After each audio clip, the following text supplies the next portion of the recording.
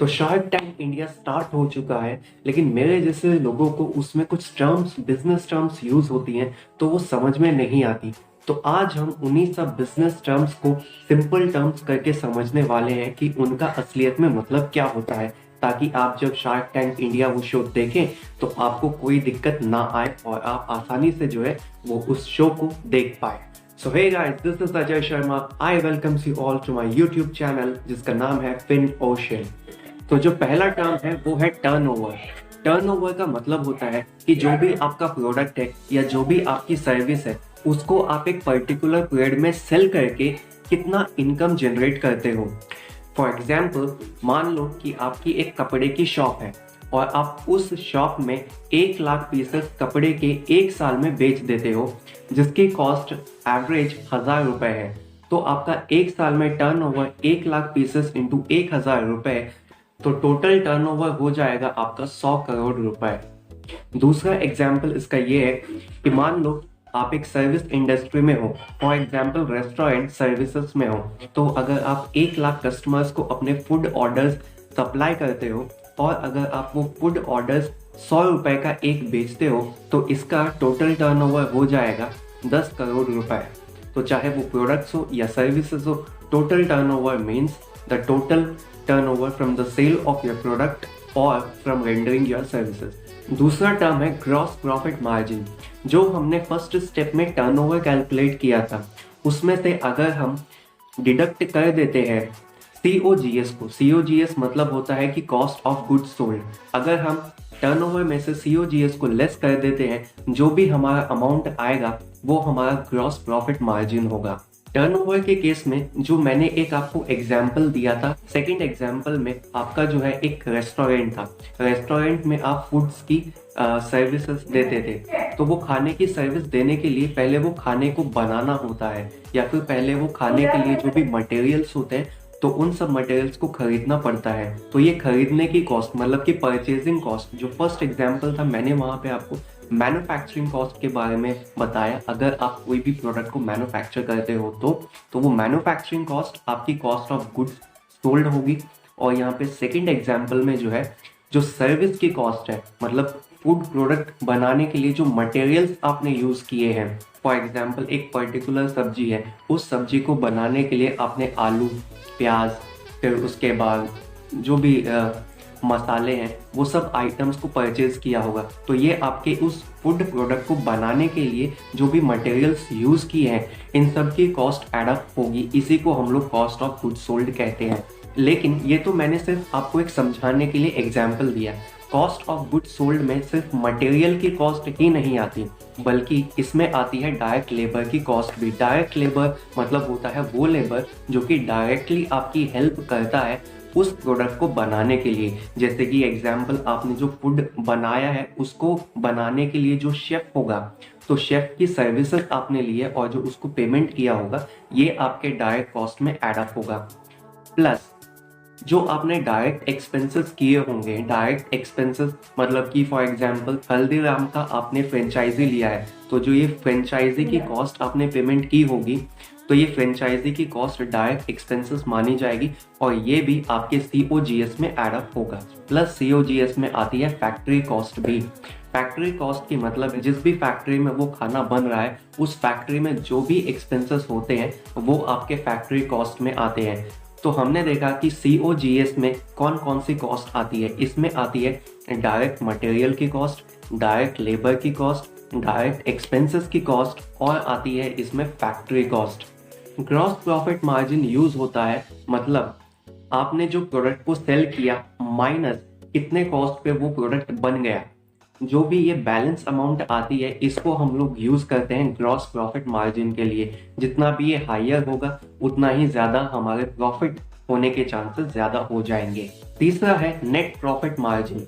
अभी तक हमने जो हमारा टर्नओवर था उसमें से सिर्फ COGS को लेस किया, लेकिन सिर्फ कॉस्ट ऑफ गुड्स सोल्ड के ही एक कंपनी जो है खर्चे नहीं करती है, और भी एडिशनल और भी इनडायरेक्ट कॉस्ट होती हैं जो कि कंपनी को इनकर करना पड़ता है अपने बिजनेस को चलाने के लिए। जैसे कि सैलरी ऑफ स्टाफ है, या फिर इलेक्ट्रिसिटी एक्सपेंसेस होते हैं, या फिर सेल्स प्रमोशन के लिए जो भी एक्सपेंसेस होते हैं वो होते हैं, डिस्ट्रीब्यूशन एक्सपेंसेस करते हो वो सब होते हैं। तो ये सब लेस करने के बाद, सारे एक्सपेंसेस को लेस करने के बाद टर्नओवर में से जो आपका बैलेंस बचता है वो कहलाता है नेट प्रॉफिट। और नेट प्रॉफिट मार्जिन कैलकुलेट होता है, जो नेट प्रॉफिट आपका आया है उसको टर्नओवर के रेशियो में डिवाइड कर देंगे तो आपका नेट प्रॉफिट मार्जिन आ जाता है। और जितना ज़्यादा नेट प्रॉफिट मार्जिन किसी भी कंपनी का होता है उतना ही जो अच्छी उस कंपनी को माना जाता है। तो चलिए अब हम जानते हैं कि इक्विटी का मतलब क्या है। जो एक कंपनी होती है वो बेसिकली 3 प्रकार से अपने फंड्स को रेज कर सकती है। वो 3 प्रकार होते हैं, लोन से मतलब डिबेंचर से, या फिर प्रेफरेंस शेयर होल्डर से, या फिर इक्विटी शेयर होल्डर से। जो ये डिबेंचर्स होते हैं इसका इंटरेस्ट होता है जो कि कंपनी को देना पड़ता है उस डिबेंचर होल्डर को जिससे लोन लिया है। इसका रेट ऑफ इंटरेस्ट थोड़ा कम होता है क्योंकि मान लो कि कंपनी जो है उसने बैंक से लोन लिया, तो बैंक को तो लोन किसी भी हालत में पेमेंट करना ही होगा, चाहे कंपनी को लॉस हो चाहे प्रॉफिट हो। तो इसलिए जो है rate of interest debenture holders को या फिर लोन के लिए वो कम होता है। कंपनी जो है प्रेफरेंस शेयर होल्डर से भी पैसा उठा सकती है। तो प्रेफरेंस शेयर होल्डर्स को जो रेट ऑफ डिविडेंड हम लोग देते हैं वो कंपेरेटिवली डिबेंचर होल्डर से ज़्यादा होता है, लेकिन इक्विटी शेयर होल्डर से कम होता है।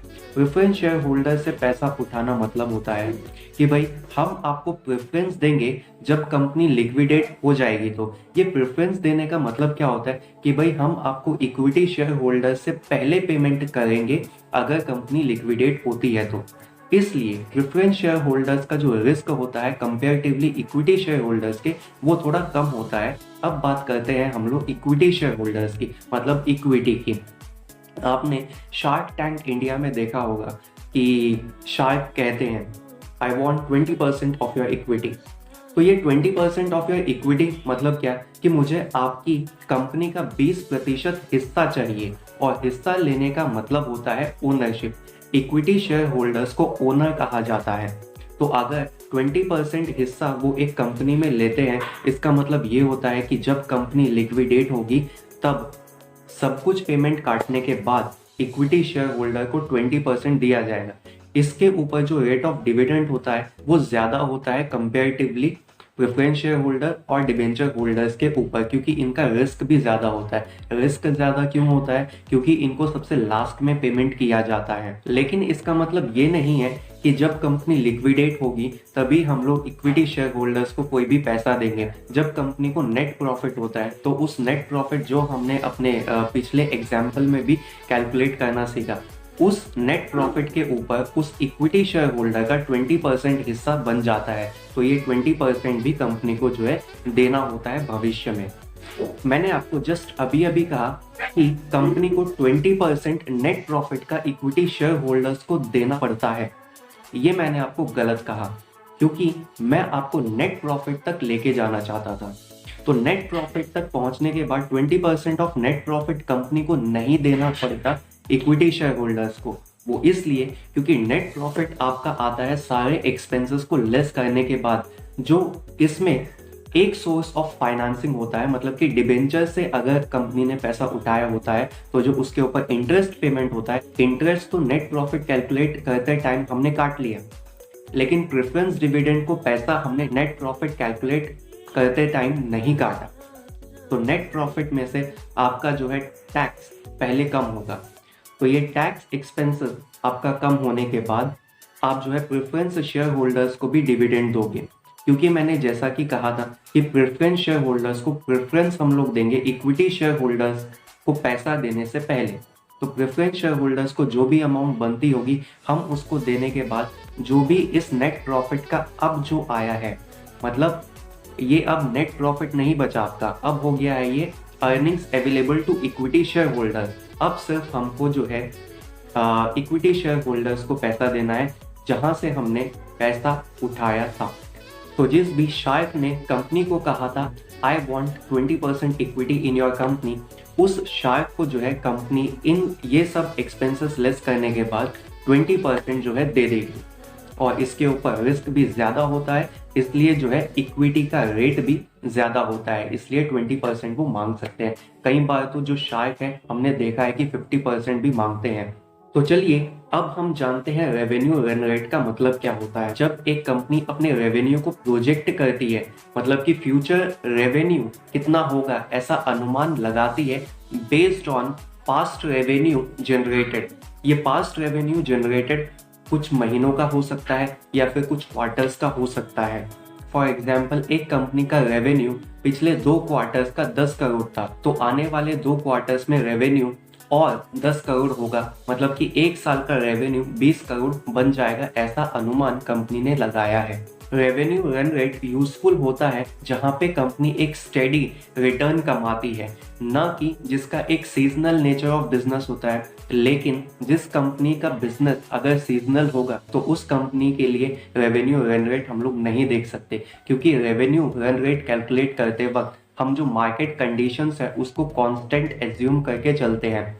फॉर एग्जाम्पल, एक विंटर जैकेट्स बनाने वाली कंपनी है, तो उसका रेवेन्यू फॉर 2 क्वार्टर्स, मतलब कि अप्रैल मई जून फर्स्ट क्वार्टर और जून जुलाई अगस्त सेकेंड क्वार्टर, इनमें थोड़ा कम रहेगा, और अक्टूबर नवंबर दिसंबर इस क्वार्टर में जो है इनकी सेल्स बढ़ जाए, तो इस कंपनी के लिए हम लोग रेवेन्यू रन रेट आसानी से कैलकुलेट नहीं कर पाएंगे, क्योंकि मार्केट कंडीशंस इसमें चेंज होती है और रेवेन्यू स्टेडी नहीं रहता। अब बात करते हैं हम लोग वैल्यूएशन की। वैल्यूएशन का मतलब होता है the process of determining present value of a company. आपने शार्क टैंक में देखा होगा कि शार्क्स पूछते हैं कि आपकी कंपनी की वैल्यू कितनी है, तो ये वैल्यू आज की वैल्यू होती है, मतलब कि प्रेजेंट वैल्यू होती है। जितनी ज्यादा एक कंपनी की वैल्यू होगी उतना ही ज्यादा शार्क्स जो है इन्वेस्टमेंट कर पाएंगे एक कंपनी में। कोई भी कंपनी का वैल्यूएशन करने के लिए 2 मेथड्स होते हैं, पहला है एसेट अप्रोच और दूसरा है इनकम अप्रोच। चलिए पहले मेथड की बात करते हैं। जब आपने कंपनी की एक बैलेंस शीट देखी होगी तो उसमें 2 साइड होते हैं, एक होता है लाइबिलिटी साइड और एक होता है एसेट साइड। एसेट साइड में आपने देखा होगा कि फिक्स्ड एसेट्स होते हैं, करंट एसेट्स होते हैं और इंटेंजिबल एसेट्स भी होते हैं। लाइबिलिटी साइड में आपने देखा होगा जो पहला होता है वो होता है शेयर होल्डर्स फंड, जिसमें इक्विटी शेयर होल्डर्स और प्रेफरेंस शेयर होल्डर्स आते हैं।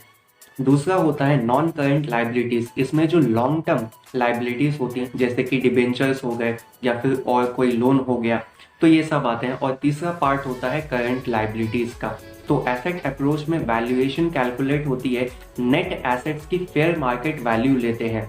अब नेट एसेट्स की फेयर वैल्यू मतलब क्या? नेट एसेट्स मतलब एसेट्स माइनस लाइबिलिटीज, जो बैलेंस शीट की एसेट साइड है उसको लेस करेंगे लाइबिलिटीज से, तो जो बचेगा ये हमारी वैल्यूएशन होगी, और इसी के ऊपर शार्क्स जो है इन्वेस्टमेंट करते हैं। जितनी ज्यादा इसकी वैल्यूएशन होगी उतना ही ज्यादा शार्क्स इन्वेस्ट इसमें कर पाएंगे।